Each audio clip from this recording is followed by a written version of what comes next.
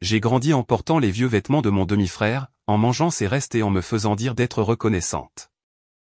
Maintenant, je possède une maison de plage.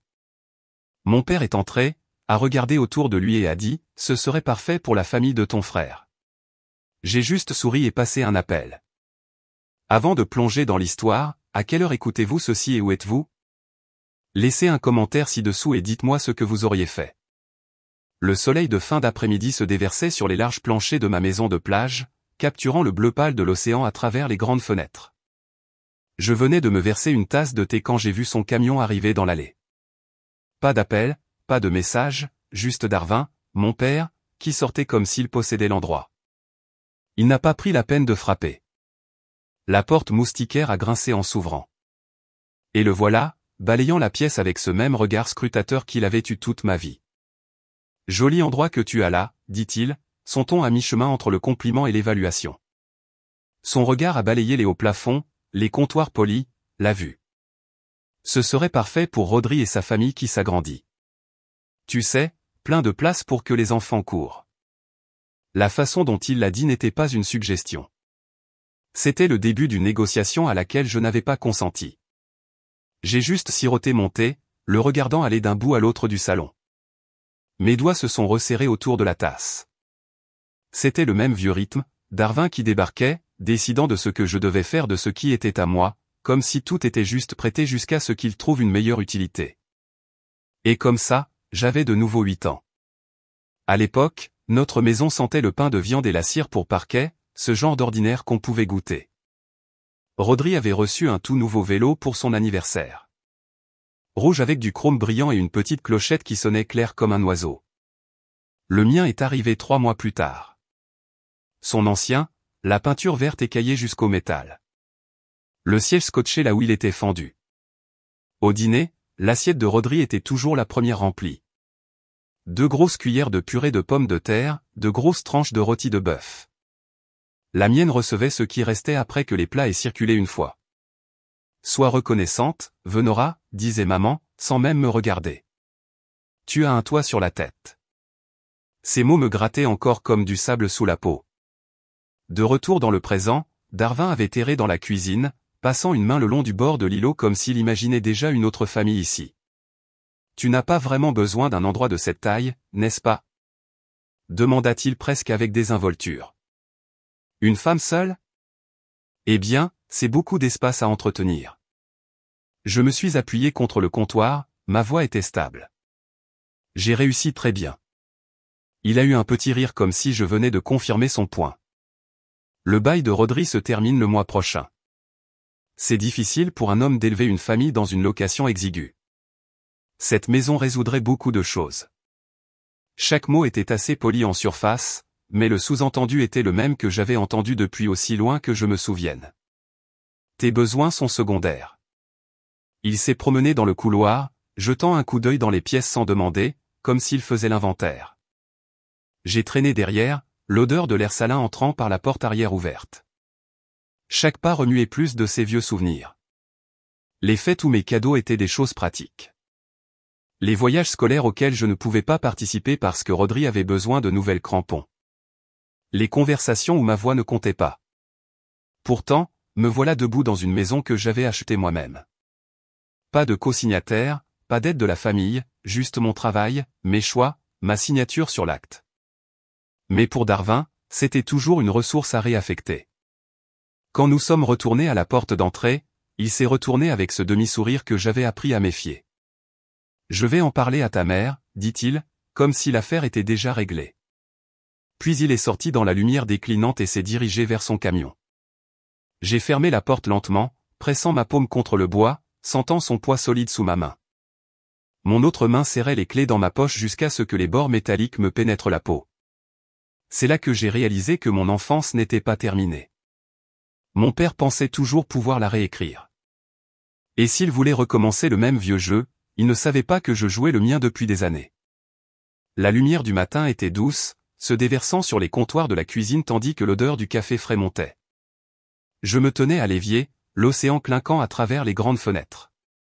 Pendant un instant, il n'y avait que moi, les mouettes, et le rythme calme des vagues. Puis le téléphone a sonné. Venora. La voix de ma mère est arrivée vive, sautant directement. Bonjour. Je viens de parler à ton père. La femme de Rodri attend, et ils ont besoin de plus d'espace. Cette maison de tien. C'est trop pour une seule personne. Il est logique que tu les aides. J'ai pris une lente gorgée de café, laissant l'amertume s'installer sur ma langue avant de répondre. Les aider en leur donnant ma maison. Ne déforme pas mes paroles, dit-elle, même si c'était exactement ce qu'elle voulait dire. La famille est de la famille. Ton frère commence un nouveau chapitre. Ne sois pas égoïste. Je pouvais l'imaginer dans la cuisine de la vieille maison. Téléphone sans fil dans une main, l'autre feuilletant le courrier. Elle ne lisait pas vraiment. Même ton, même pression. Je vais bien ici, maman, dis-je calmement. Et je n'ai pas l'intention de déménager, soupira-t-elle, longuement et théâtralement. Eh bien, réfléchis à ce qui est juste. Ce n'est pas seulement toi. Puis elle a raccroché sans dire au revoir. J'ai posé le téléphone et pas 20 minutes plus tard, il a sonné à nouveau. Tante Hélène cette fois, tout en douceur et en suffisance. Ma chérie, j'entends que tu as ce grand endroit pour toi toute seule. Ne serait-il pas merveilleux que le petit grandisse au bord de la mer? Le petit? Elle parlait du bébé que la femme de mon frère portait. Celui dont elle avait apparemment appris l'existence hier, apparemment avant moi. Je ne le loue pas, dis-je, gardant ma voix calme. Oh, non, pas à louer. Un cadeau, dit-elle comme si cela rendait les choses meilleures. Tu as toujours été si généreuse. J'ai terminé l'appel rapidement, mais dans l'heure, tante Marjorie a essayé la même offre. Cette fois, c'était le devoir familial et aider ton frère à commencer sa vie. Je n'ai pas eu besoin de demander où elles avaient trouvé leurs arguments. Le script portait l'empreinte de papa. C'était comme être de retour dans ma vingtaine, assise dans mon premier appartement. Minuscule meuble d'occasion, à peine assez pour survivre. J'avais juste reçu ma première paie stable quand maman et papa sont venus. Rodri à leur côté, l'air penaud. Il a juste besoin d'un peu d'aide pour se mettre sur pied, avait dit papa. Tu te portes assez bien maintenant. Prête-lui quelques milliers. Il te les rendra. Il ne l'a jamais fait. Cette petite aide signifiait que j'ai passé des mois à jongler avec les factures, à manger des pâtes au beurre pour le dîner, à sauter les soirées parce que je ne pouvais pas me permettre l'essence. Et pourtant, quand les fêtes sont arrivées, Rodri était celui qui ouvrait des boîtes brillantes et racontait des histoires sur le travail acharné pour ce que l'on a. De retour dans ma cuisine maintenant, le souvenir me serrait la mâchoire. 3 appels en une matinée, chacun appuyant sur les mêmes boutons de culpabilité qu'il pressait depuis des décennies. J'ai retourné le téléphone face cachée sur le comptoir et j'ai juste écouté les vagues, ma propre respiration. J'avais cédé auparavant, bien sûr, je m'étais dit qu'il était plus facile de céder que de se battre. Mais chaque fois, cela me rendait plus petite. Pas cette fois. J'ai sorti un bloc-notes du tiroir, l'ai ouvert à une page blanche et j'ai commencé à lister les détails de la propriété, numéro de parcelle, référence de l'acte, date d'achat. J'ai souligné mon nom à l'encre 2 fois. Puis j'ai noté les noms de quelques personnes qui pourraient être utiles si les choses devenaient compliquées. Finalement, j'ai décroché le téléphone et composé un numéro que je connaissais par cœur. Il a sonné 2 fois avant que quelqu'un ne réponde. Salut, dis-je, mon ton léger, presque désinvolte. Tu as une minute? Je pense que j'aurai besoin de ton aide. Il pensait m'avoir acculé avec la culpabilité familiale. Mais cette fois, je ne comptais pas m'échapper. Je comptais terminer la partie. Et pour la terminer, je devais retourner là où tout avait commencé. La brise côtière s'est estompée derrière moi alors que je me dirigeais vers l'intérieur des terres, troquant l'air salin contre l'odeur sèche et poussiéreuse de la campagne. La route s'est rétrécie, bordée d'étendues d'herbes brunes et de granges à moitié effondrées. J'avais fait ce trajet des centaines de fois quand j'étais enfant, à une époque où je n'avais pas mon mot à dire sur où j'allais ni qui décidait. Maintenant, chaque kilomètre qui me rapprochait de cette maison donnait l'impression d'entrer dans un piège les yeux ouverts. Plus je m'approchais, plus le passé s'imposait. Je pouvais presque entendre le craquement de la vieille balançoire que papa refusait de réparer pour moi, tout en construisant une nouvelle cabane dans les arbres pour Rodri. Ce déséquilibre avait été le papier peint de mon enfance, toujours là, impossible à ignorer une fois que l'on avait vu le motif. Quand j'ai finalement tourné sur l'allée de gravier, Darwin était déjà sur le porche, les bras croisés comme un gardien. Sa posture criait « Je suis aux commandes ici ». Les planches sous ses bottes semblaient avoir été remplacées récemment, probablement après que Rodri l'ait mentionné. « Tu te souviens enfin d'où tu viens ?» dit-il, sa bouche se courbant dans ce demi-sourire qu'il réservait au moment où il pensait avoir l'avantage. Derrière lui, j'ai aperçu Linda par la fenêtre de la cuisine, sa main s'arrêtant à mi-chemin sur le comptoir. Son visage était illisible, neutre, mais avec la légère raideur de quelqu'un qui se prépare à un impact. J'ai garé, je suis sorti, et j'ai gardé ma voix légère, juste de passage. Il a ri comme si nous savions tous les deux que ce n'était pas vrai. Eh bien, tu ferais mieux d'entrer. La maison sentait exactement la même chose. Marque de café, nettoyant au citron, et une légère undertone de vieux bois. Mes yeux ont parcouru le canapé rapiécé dans le salon. Je me souvenais m'être assise là adolescente, mes jambes collant au tissu en été, pendant que Rodri s'étalait dans son nouveau fauteuil en cuir. Les assiettes écaillées dans le buffet étaient toujours là, aussi. Celles avec lesquelles j'avais mangé pendant que Rodri recevait un service assorti, d'un blanc vif et parfait. Je ne regardais pas les meubles. Je regardais un tableau de bord. Darwin m'a suivi dans la cuisine. Alors, pour la maison de plage, commença-t-il, son ton désinvolte comme s'il parlait de la météo.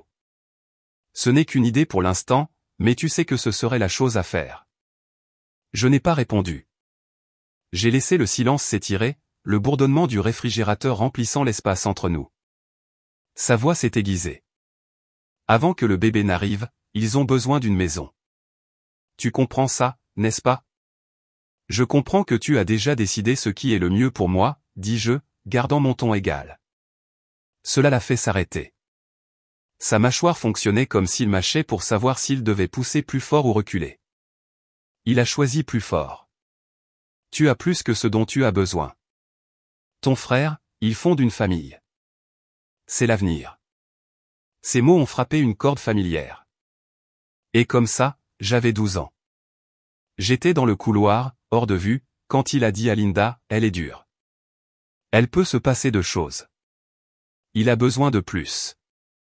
Il est l'avenir.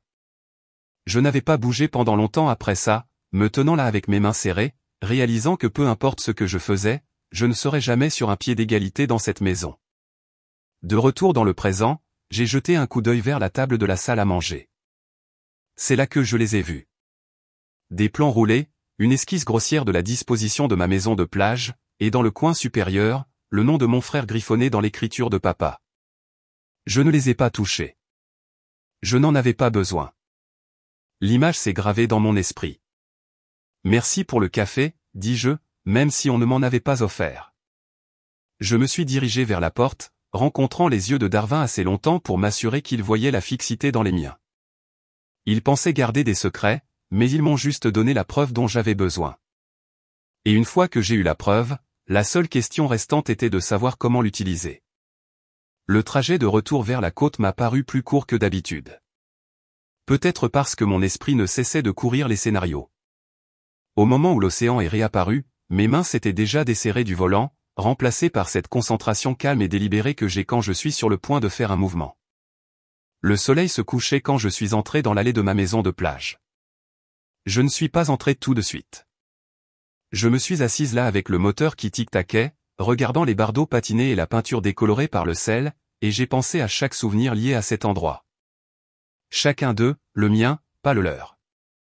Puis j'ai sorti mon téléphone et j'ai appelé la seule personne que je savais qu'elle me dirait la vérité sans la sucre. Théa, c'est moi. Tu as le temps de te rencontrer? Une demi-heure plus tard, nous étions assis dans un petit café qui sentait les brioches à la cannelle fraîche. Elle est entrée avec le même genre de sourire facile qu'elle avait eu au lycée. Celui qui me disait qu'elle savait déjà que j'étais en difficulté avant même que je ne dise un mot. Je lui ai tout exposé. Les plans roulés sur la table chez papa. Le nom de mon frère dans le coin. La façon dont le ton de Darwin était passé de la suggestion à la certitude. Elle s'est penchée en arrière, remuant lentement son café. Alors, s'ils l'ont sur papier, ils n'y pensent pas seulement, ils agissent. J'ai hoché la tête. C'est ce que je pensais. Ses yeux se sont rétrécis, pas sur moi, mais sur la situation. tu as un avantage. Ils pensent que tu joues encore à rattraper. Tu ne le fais pas. Si c'est à toi, tu contrôles le calendrier. Ne les laisse pas le fixer. L'idée flottait à la limite de mes pensées depuis que j'avais quitté cette maison. L'entendre le dire la rendait réelle. Vendre l'endroit moi-même, mettre fin à la partie avant même qu'il ne sache que les règles avaient changé. Avant que je puisse répondre, mon téléphone s'est allumé. Darwin. Je me suis écarté de la table, mais je n'ai pas pris la peine de baisser la voix. Bonjour, Bonora, dit-il, utilisant ce ton comme s'il était déjà à mi-chemin de la conversation. Nous viendrons ce week-end pour voir l'endroit. Juste pour te prévenir. Nous. Oui, nous. Répéta-t-il, en le tirant comme si cela était censé signifier quelque chose d'évident. Samedi matin. Libère ton emploi du temps. Je n'ai pas dit oui. Je n'ai pas dit non. J'ai juste laissé la pause planer jusqu'à ce qu'il marmonne finalement quelque chose sur le fait d'être raisonnable et raccroche. Quand je suis revenu, Théa me regardait avec ce regard aigu qui me faisait toujours sentir comme si j'étais au milieu d'une partie d'échecs. Ils font leur mouvement, dit-elle. Ce soir-là, je me suis retrouvé assise dans une banquette du vieux restaurant de Main Street. Darwin m'avait invité, plus comme ordonné, et j'avais accepté parce que parfois, il est intéressant de voir quelle carte quelqu'un pense détenir. Il était déjà là, menu fermé, penché en avant avec les deux coudes sur la table. Tu sais combien la famille a fait pour toi, commença-t-il, sautant la petite conversation. Tout ce que nous te demandons, c'est que tu redonnes un peu. Rodri attend un bébé. C'est juste. J'ai croisé les mains, rencontrant ses yeux. Juste est un mot intéressant, Darwin. Je ne pense pas que nous ayons jamais été d'accord sur ce que cela signifie. Il a essayé encore, parlant d'unité familiale, et de faire la bonne chose. Chaque phrase soigneusement choisie pour paraître noble tout en me poussant vers le résultat qu'il avait déjà décidé. Je l'ai laissé finir, puis j'ai demandé, est-ce ta façon de dire que tu n'arrêteras pas tant que tu n'auras pas ce que tu veux? Il n'a pas répondu. Il n'avait pas besoin. Dans la pièce d'en face, un homme en veste ajustée faisait semblant de lire le menu. La façon dont il jetait un coup d'œil de temps en temps me disait qu'il écoutait. Je ne savais pas qui il était, mais Darwin l'a remarqué aussi. Sa mâchoire s'est serrée, et il s'est brusquement levé de la banquette. Dehors. Les lampadaires venaient de s'allumer. Il s'est arrêté près de ma voiture. Pense bien, Venora. Il ne s'agit pas seulement de toi. Je l'ai regardé pendant un long moment, puis je me suis retourné et je suis parti. S'il voulait une bagarre pour cette maison, je leur en donnerais une qu'il n'oublierait jamais. Et le premier mouvement était le mien. Je me suis réveillé avant l'aube, le ciel toujours de la couleur de l'ardoise, avec cette sorte de clarté qui vient quand on a déjà pris sa décision. Pas de doute, pas de marche en rond, juste la certitude tranquille de savoir exactement ce qu'il faut faire. J'ai fait du café, j'ai pris mon bloc-notes, et j'ai commencé à passer des appels. Théa a décroché à la deuxième sonnerie. Alors, c'est tôt. Tu vas bien? Mieux que bien, lui ai-je dit. Je suis prête à vendre. Il y a eu une pause. Puis le sourire dans sa voix est arrivé. Alors, tu as décidé de jouer ton propre jeu. J'en ai fini d'attendre le leur, dis-je. Tu as mentionné une fois que tu connaissais quelqu'un qui pouvait gérer une transaction hors marché. Pas de bruit, pas de commérage. Oui, un courtier qui travaille avec des clients de haut profil qui ne veulent pas que leur nom soit dans le journal. Il est discret, efficace et pas bon marché. Je ne me soucie pas du prix, ai-je répondu. Organise ça pour aujourd'hui. Au moment où le soleil a percé l'horizon, j'avais déjà pris ma douche, me suis habillé et j'ai rassemblé tous les documents prouvant ma propriété. L'air avait cette morsure salée et vive alors que je verrouillais la porte d'entrée et glissais dans ma voiture. La route vers la ville était presque vide, juste des bateaux de pêche qui partaient et quelques joggeurs matinaux. Mon esprit parcourait chaque étape comme si j'alignais des dominos. Un coup et tout tomberait en place. Le bureau du courtier était niché derrière une rangée de magasins. Rien d'ostentatoire, juste une porte en verre dépoli avec son nom en petites lettres dorées. À l'intérieur, il sentait légèrement le cèdre et le café. C'était un homme grand d'une 60aine d'années, avec le genre de calme que l'on obtient seulement après des années à voir des affaires monter et descendre. Aïe, dit-il en me serrant fermement la main. Théa me dit que vous cherchez la rapidité et la discrétion. C'est exact, dis-je, glissant le dossier de documents sur son bureau. Je veux que la propriété soit vendue immédiatement. Pas de visite libre, pas de bavardage en ville. Une fois les papiers signés, c'est définitif. Pas de place pour que quelqu'un n'interfère. Il a parcouru les papiers, hochant lentement la tête. Vous réalisez qu'un tel mouvement rapide soulèvera des questions. Surtout dans une petite ville côtière, les gens remarquent. Qu'ils remarquent tout ce qu'ils veulent, dis-je calmement. Ce qu'ils ne feront pas, c'est l'arrêter. Il m'a étudié un instant, puis a souri légèrement avec approbation. Dans ce cas, j'ai un acheteur en tête. Content, prêt à déménager. Il veut une propriété en bord de mer avec de l'intimité. Il est déjà vérifié. Si vous êtes sérieuse, nous pouvons nous rencontrer dans 1 heure. Je suis sérieuse. 1 heure plus tard, je serrai la main de Marston, un homme dont je n'avais jamais entendu le nom auparavant, mais dont les yeux me disaient qu'il avait fait plus de quelques achats à enjeux élevés dans sa vie. Il était poli, presque discret, vêtu d'une veste sombre qui semblait coûter plus cher que la plupart des voitures. Je comprends que vous appréciez la discrétion, dit-il. Assez pour le mettre par écrit, répondis-je. La vente reste entre nous, le courtier et mon avocat. Personne d'autre ne le saura, même pas ma famille, jusqu'à ce que l'encre soit sèche.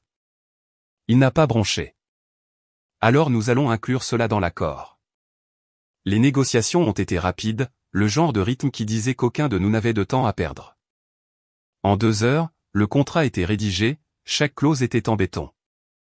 Le prix était juste, plus que juste en fait, et en espèces. Pas de retard, pas de problème de financement. Quand le stylo a été dans ma main, je n'ai pas hésité. Ma signature était stable, mon rythme cardiaque calme. À ce moment-là, la ferme n'était plus à eux de comploter. Elle n'était même plus à moi.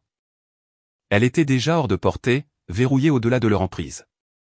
En sortant du bureau, je me sentais plus légère.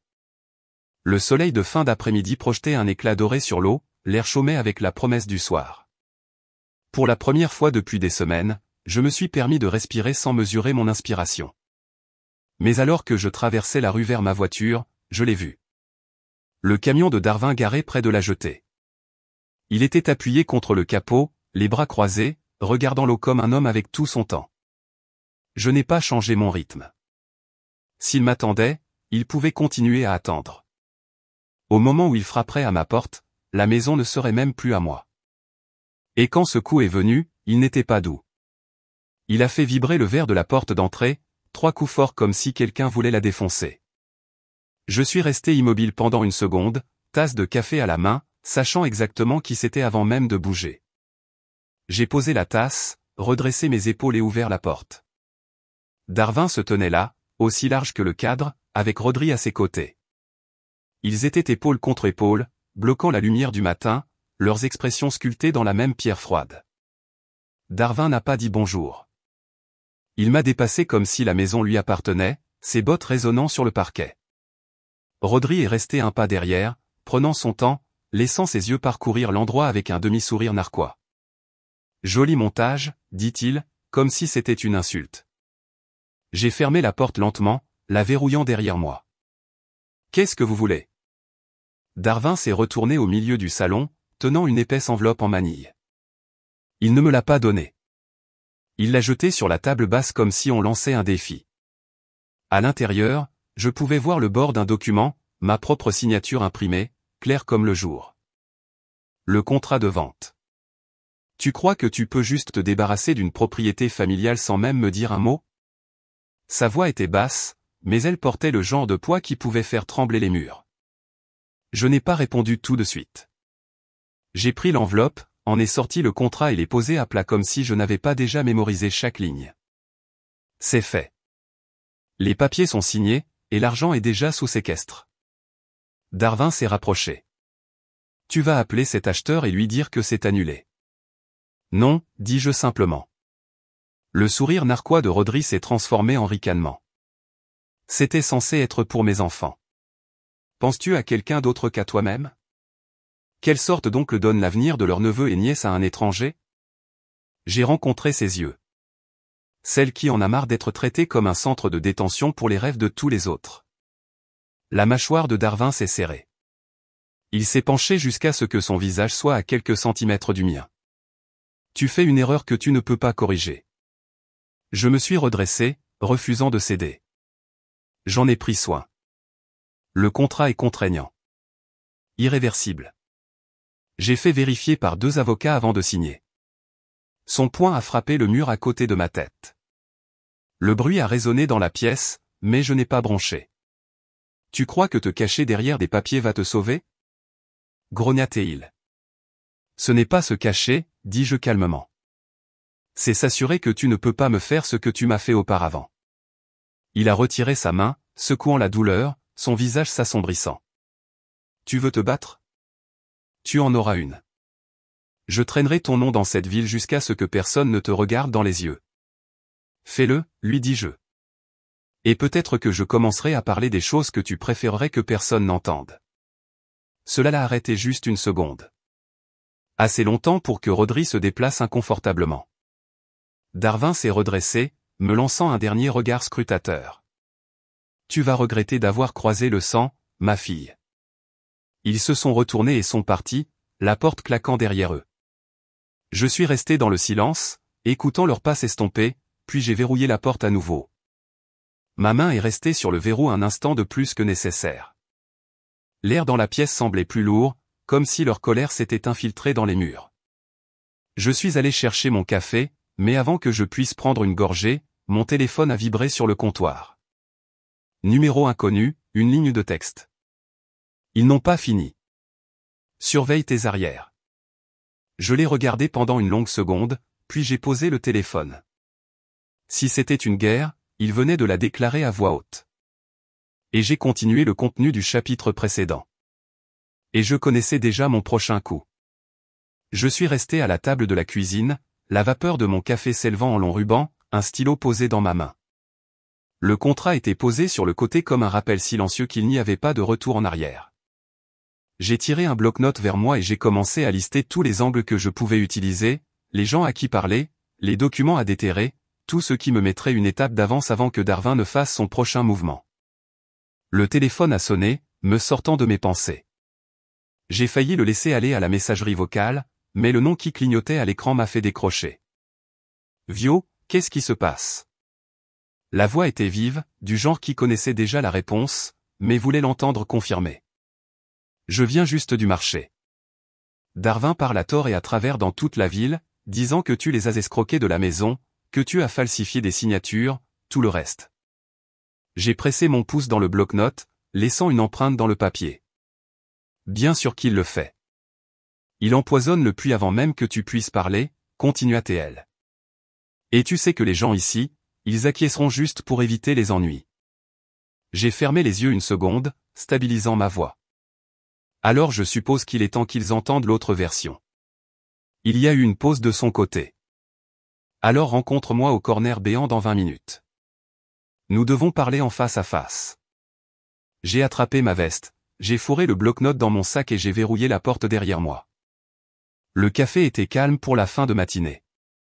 L'air était chaud avec l'odeur des brioches à la cannelle fraîche. Théa était déjà dans la banquette du coin, ses mains enroulées autour d'une tasse comme si elle s'accrochait à quelque chose de solide. Elle m'a glissé une assiette avant même que je puisse m'asseoir. Tu vas vouloir ça, dit-elle. J'ai pris une gorgée de café qu'elle m'avait commandé. Bon, qu'est-ce que tu sais? Elle s'est penchée en avant, baissant la voix. Un de mes cousins connaît Marston, le gars qui a acheté l'endroit, et d'après ce que j'ai entendu, il ne compte pas le revendre. Il prévoit de le garder, peut-être même de le retaper lui-même. J'ai posé lentement ma tasse, laissant cela s'installer. Donc, la vente ne va nulle part rapidement. Exactement, dit-elle. Ce qui signifie que tu as le temps. Le temps de prendre de l'avance sur ce que Darwin prépare. Le temps de présenter ton cas s'il le faut. Un nœud que je ne savais pas être là a commencé à se desserrer dans ma poitrine. Cela change tout. Ses yeux se sont rétrécis comme si elle me testait. Cela ne change rien si tu continues à te cacher. Tu es restée trop longtemps silencieuse, Vela. Ils t'ont piétiné parce que tu les as laissés faire. Maintenant, tu dois leur montrer qui ils ont affaire.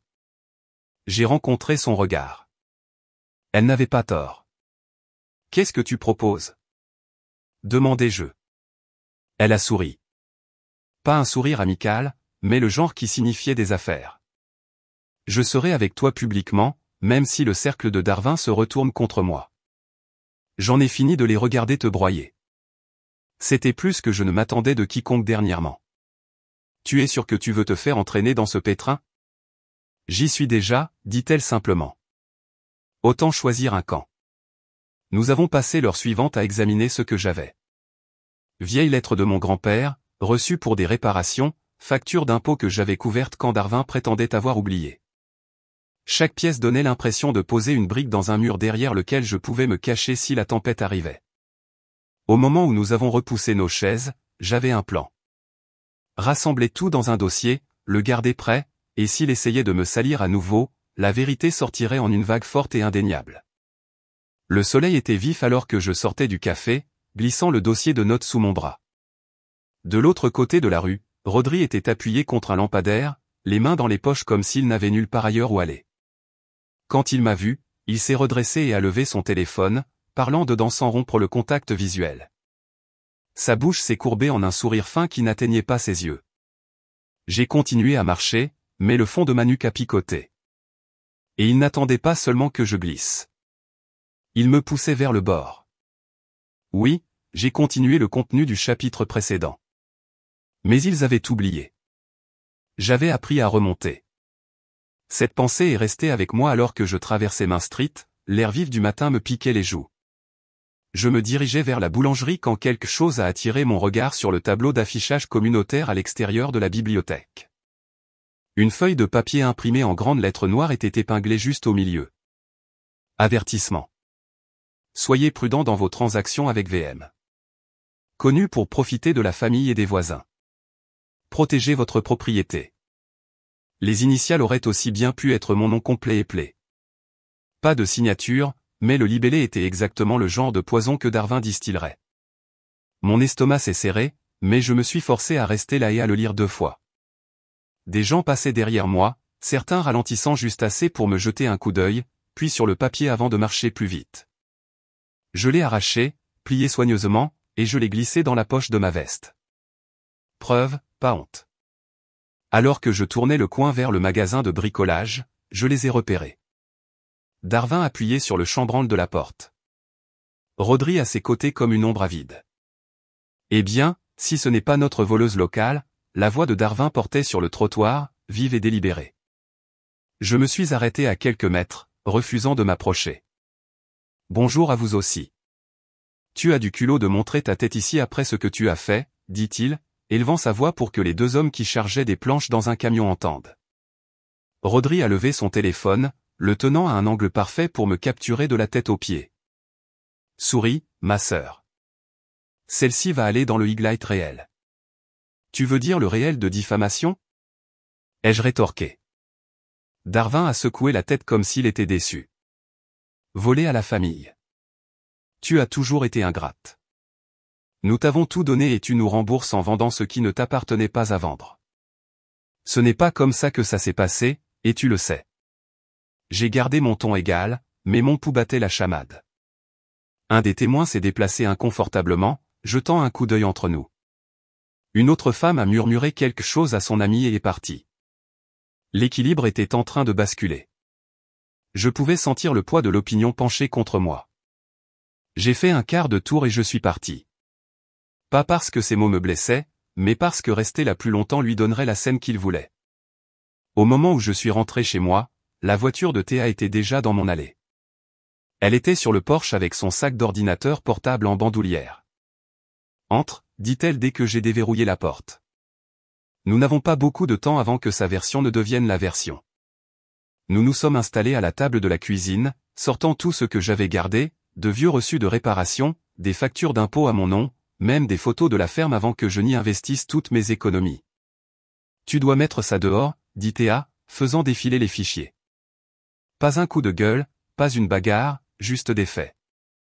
Laisse les gens relier les points eux-mêmes. J'ai hésité. J'avais passé des années à éviter les bagarres publiques avec eux, croyant que le silence me gardait en sécurité. Mais ce n'était plus de la sécurité. C'était une saison ouverte sur mon nom. D'accord, dis-je finalement. Faisons-le. Nous avons rédigé un court et clair message pour la page Facebook de la communauté. Pas d'accusation, pas d'insulte, juste une simple note. Pour ceux qui ont posé des questions, voici la vérité sur la vente de la propriété, suivie de scans des reçus et de lettres de mon grand-père me nommant unique héritière. Quand j'ai cliqué sur publier, mes mains semblaient étrangement stables. Les premiers commentaires sont arrivés en quelques minutes. Certains étaient acerbes. Pourquoi étaler ça en ligne? Mais d'autres ont fortement réagi au récit de Darwin. Un homme que je connaissais à peine a écrit « Je me souviens qu'elle a payé les arriérés d'impôts quand personne d'autre ne voulait le faire. » Une autre femme a dit « Drôle comme son frère semble toujours s'en sortir alors qu'elle fait le travail. » En soirée, le fil avait plus d'une centaine de commentaires. Certains m'ont défendu ouvertement. D'autres racontaient des histoires sur Darwin et Rodri qui favorisaient depuis des années. D'autres encore essayaient de mettre de l'huile sur le feu, mais au moins maintenant, une autre version était entendue. Je commençais à croire que la marée pourrait tourner quand une nouvelle notification est apparue. Un message privé d'un compte sans photo de profil. Tu crois que tu as gagné? Vérifie au tribunal demain. Je l'ai regardé pendant une longue seconde, la lueur de l'écran me renvoyant mon reflet. J'étais entré sur le champ de bataille, et ils chargeaient déjà leur prochaine arme. Et je ne savais pas que cela viendrait avec un papier à lettres juridiques. Le lendemain matin, Théa est venue me chercher tôt. Aucun de nous ne parlait beaucoup pendant le trajet jusqu'au palais de justice. Nous n'avions pas besoin de le faire. Les rentres nous étaient épais de stratégie tacite. À l'intérieur, les couloirs sentaient légèrement le café et le vieux papier. Darwin et Rodri étaient déjà là, appuyés contre le mur comme s'ils possédaient l'endroit.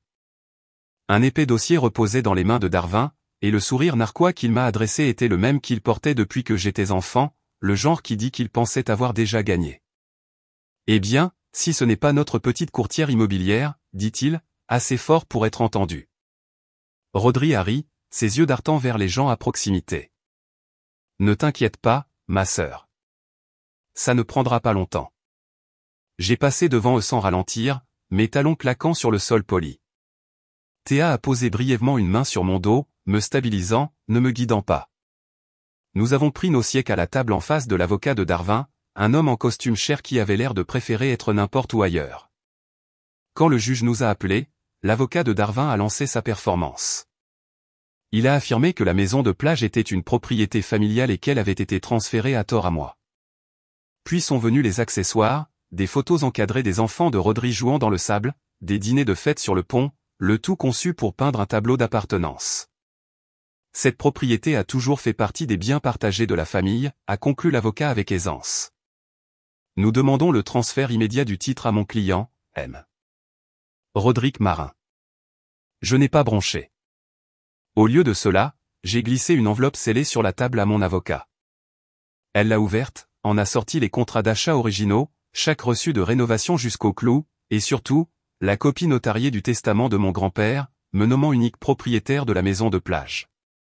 Elle s'est levée, s'est approchée du banc et a déposé chaque page devant le juge comme des pièces d'un puzzle. Votre honneur, ces documents établissent la propriété incontestée de ma cliente. Il n'y a aucune base légale pour la requête qui vous est présentée aujourd'hui. La juge s'est penchée en arrière, lisant silencieusement. Quand elle a finalement levé les yeux, sa voix était ferme. M. Marin, le dépôt de plainte sans fondement factuel ou juridique, gaspille le temps et les ressources de ce tribunal. Ne le faites plus. Un murmure a parcouru la pièce. Quelqu'un à l'arrière, je l'ai reconnu comme un journaliste local, a pris une photo, le clic de son appareil tranchant le silence. La mâchoire de Darwin s'est serrée, mais il n'a pas parlé. Le sourire narquois de Rodri avait disparu. Dehors, l'air froid m'a frappé le visage comme un bouton de réinitialisation. C'est là que j'ai vu Marston debout près des marches, les mains dans les poches de son manteau.